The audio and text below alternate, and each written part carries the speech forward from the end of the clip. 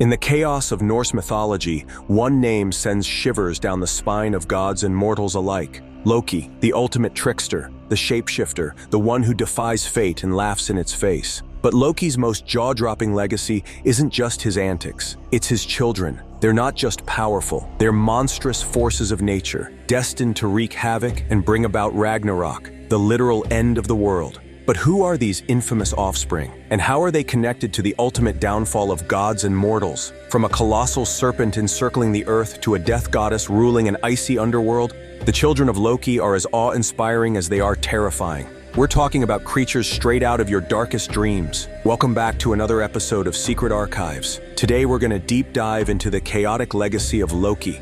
We'll uncover the bone-chilling stories of Hel, Jormungandr, Fenrir, and more, uncovering the wild stories that define their roles in Norse mythology.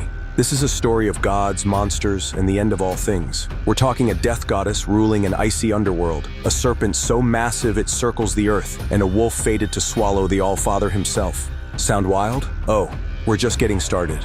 These are the children of Loki. Their stories are as monstrous as the creatures themselves. Stories that scream ambition, betrayal, and a one-way ticket to destruction. Speaking of the All-Father, Odin, the mighty king of Asgard, was no stranger to danger. But one thing even he couldn't escape was the relentless nightmares that plagued him every night. A beast, a creature with a deadly bite, chasing him through the darkness. And as these terrors took hold of his mind, one thing was clear. They were all connected to someone Odin could never fully trust, Loki. These haunting visions weren't just random nightmares, they were warnings, threads in a tangled web that led back to Loki. But Loki wasn't just a source of chaos for the gods, his personal life was just as complicated. From his infamous children to his significant others, Loki's relationships were as wild and unpredictable as he was. Born to Loki and the giantess Angrboda, Hel is one of the most haunting figures in Norse myth. Forget family-friendly. This queen of the underworld runs a frozen, desolate realm named after herself, Helheim. For those who die of sickness or old age, pretty much far from the glory of the battlefield, Hel's realm is where they go.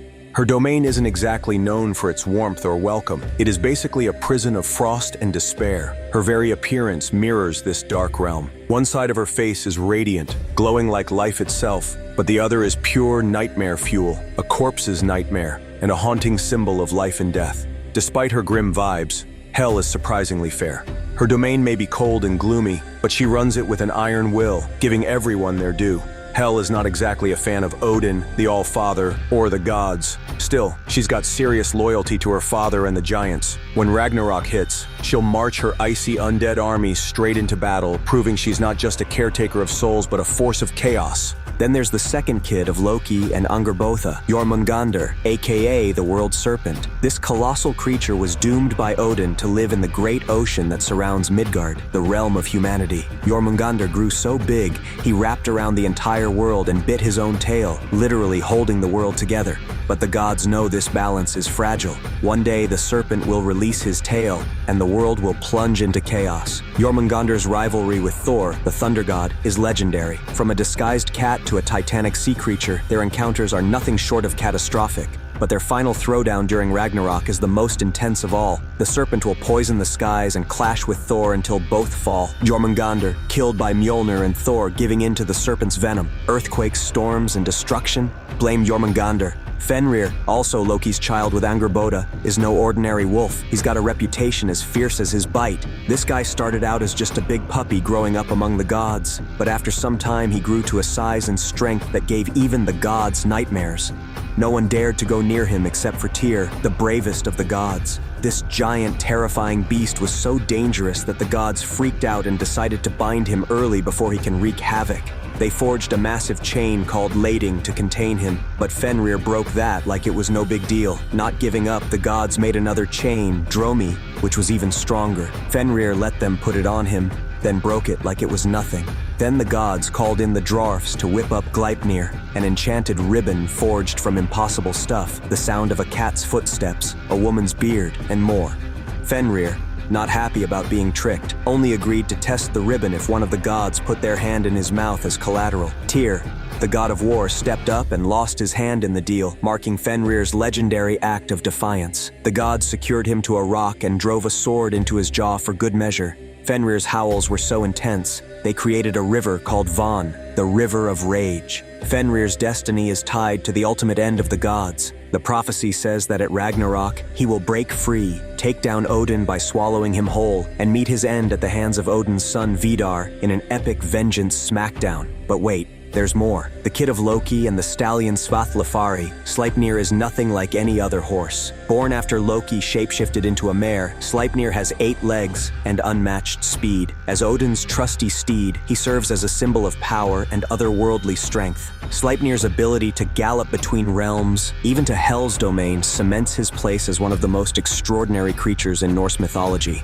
And then there's the tragic story of Narfi and Vali, Loki's sons with Sigyn. Their story is pure nightmare fuel. Vali was cursed into a wolf by the gods and killed his brother Narfi in a fit of uncontrollable rage. The gods then used Narfi's remains to bind Loki as punishment for his endless chaos, specifically his role in Baldur's death, a grim and heartbreaking end for 2 pawns in the gods' game. Yeah, the Aesir really said, eye for an eye, son for a son. Interestingly, Norse mythology doesn't specify the birth order of Loki's kids. Scholars mostly focus on their roles and characteristics rather than who came first. Whether it's Fenrir, Jormungandr, or Hel, each child has a pivotal part to play in the cosmic narrative. So why the hate? Well, all 3 were yanked away from their parents by the Aesir gods because of some sketchy prophecies. Fenrir, chained up for crimes he hadn't even committed. Jormungandr, banished to the sea for existing. Hel, sent to live in literal ice hell.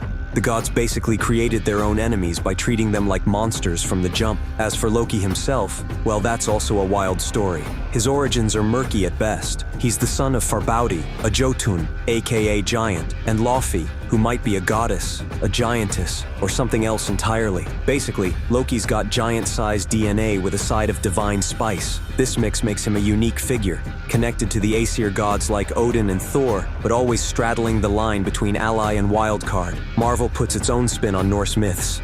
In Thor, Ragnarok, we meet Hela, portrayed as Odin's firstborn and Loki's adoptive sister, not his daughter. The MCU takes creative liberties, reimagining these characters to fit its cinematic narrative. It's fun, but definitely not the same as the original myths. Hel, with her dual appearance of life and decay, is frequently depicted in shows as a ruler of the underworld, like in American Gods. And of course, we can't forget video games like God of War. As the saga unfolds, the children of Loki emerge as both harbingers of doom and testaments to their father's chaotic nature. They are the nightmares of gods and the catalysts of Ragnarok, proving that even in the realm of immortals, destiny cannot be denied. So what do you think? Are Loki's kids truly the villains here? Or were they just victims of prophecy, godly manipulation, and some major mistreatment? Don't forget to like and subscribe for more fascinating mythology.